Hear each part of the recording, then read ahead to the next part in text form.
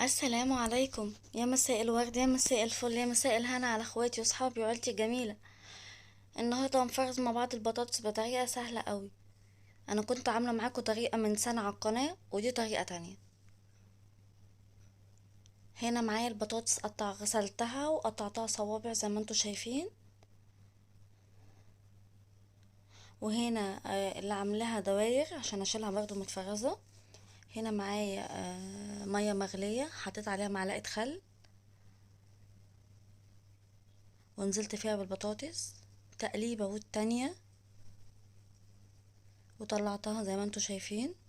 هطلعها على فوطة فوطة مطبخ كبيرة تنشف تماما تماما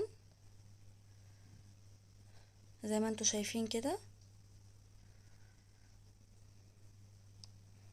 ولما تنشف هحطها في طبق. هنا هي البطاطس التانية حطيت عليها زي 3 معالق زيت، وهقلبهم كويس قوي. بس انا مش هعمل الحركة دي الا لما البطاطس تبرد تماما وتنشف تماما. اغلفها بالزيت كده واشيلها في الكياس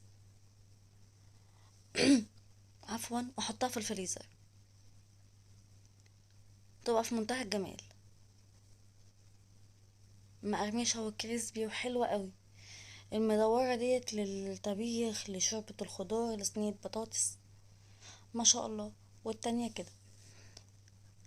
اتمنى الفيديو عجبكم، لو عجبكم متنسوش الاشتراك وتفعيل الجرس عشان يوصلكم مني كل جديد. اسيبكم في رعاية الله، مع السلامة.